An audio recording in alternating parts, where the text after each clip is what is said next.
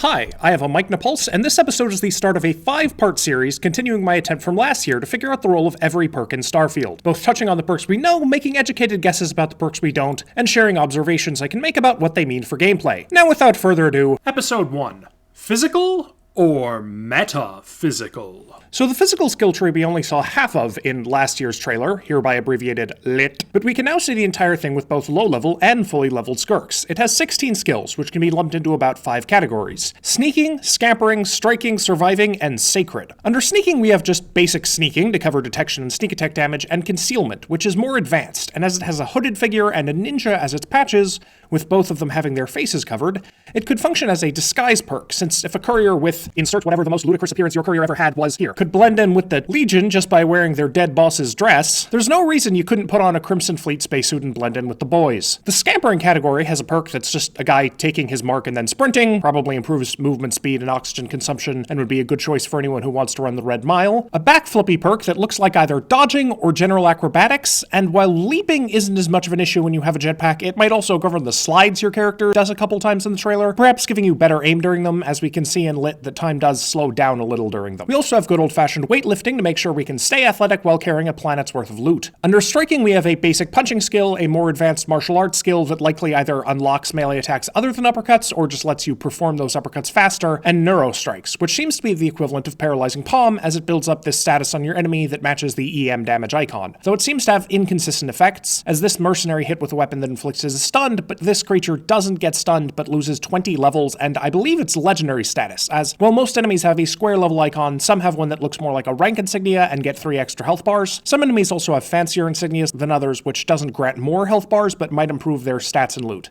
It's unclear what combination of the perk and the legendary status is causing these effects though. It's possible that the upgraded Neurostrikes perk can reduce your enemy's level, while the creature's legendary status causes it to lose a bunch of health when it would be stunned, but I'll freely admit that I just stole both of those ideas from God of War, and I still don't know why its rank badge is gone. The massive absence from the striking section is any melee other than fisticuffs. Melee weapons have a skill under combat, but it's just the one skill, and I was hoping the physical tree would flesh it out, but that doesn't seem to be the case. We could see melee getting some benefit from martial art, but its challenge shows that it levels up through unarmed, not melee, so that's not promising. On top of that, even though this rightly belongs in the science video, the stat blocks of the melee weapon don't show that they can be modded, the science tree's development skill doesn't have any melee weapons in its patch, and the research menu from the first trailer showed that 4 categories of gun mod accounted for half of all weapon research options, and some guns have 8 categories of mod, which could account for all of the weapon research options, meaning melee weapons may not be customizable at all. Which is kind of a bummer for all of us with dreams of giving our space pirates a monomolecular vibro cutlass instead of a mere standard issue space cutlass.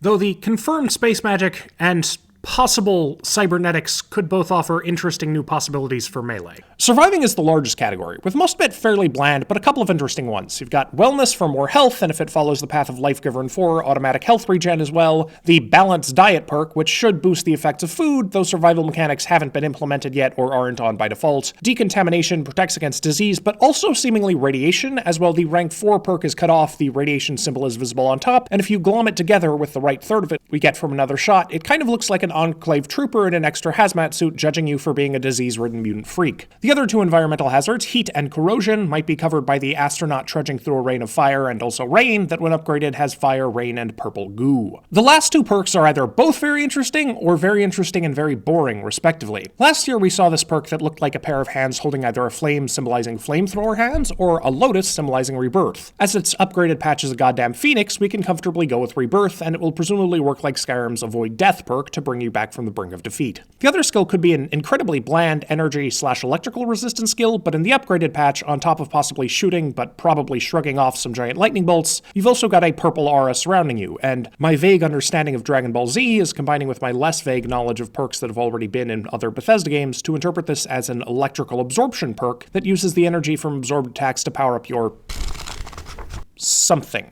Could be space magic, which we saw in the trailer, could be cybernetics, could just be stylish. But either way, we now come to the sacred perks. It's a bit of a strange description, but two of them are undeniably religious in their appearance. One depicts someone meditating, first on a single atom, then on the entire Starfield logo, or at least a similar design probably representing the whole universe, with the intermediate perk we saw in Lit showing the 7 chakras, suggesting that you are not just contemplating the universe, but actively channeling its energy, with what Wikipedia says is the Ajna chakra, associated with the third eye and mind, still visible in the final image. Channeling cosmic energy could in some way affect the use of space magic, but this perk is likely paired with this other one, which starts with a third eye design that seems to incorporate a touch of circuitry and strongly resembles this sign from Lit in neon, showing a man with his third eye being open, connected to a bunch of other people through circuitry, which gives off heavy cybercult vibes, and I speculated might be connected to the religious group known as the Enlightened, which I speculated might be a cyber cult, because it's clearly established that cybernetics exist in the setting by the presence of the cyberneticist background. We can now see the final form of that perk, which progresses to a man at prayer with lotus petals around his head that seems like a somewhat scaled-back representation of the crown chakra, which normally is depicted as a lotus with 1,000 petals, and while religious symbols can have many shades of meaning, someone with their crown chakra open usually has either reached enlightenment of some sort or is well on their way to doing so. Unfortunately, we don't see any cybernetics in the trailer, and it seems like this space magic, which based on visuals does seem to be connected to the artifacts, will be what gives us our neat edge in combat rather than cool abilities granted by cybernetics. However, while we haven't seen anyone with cybernetics, we also haven't seen any confirmed members of the Enlightened,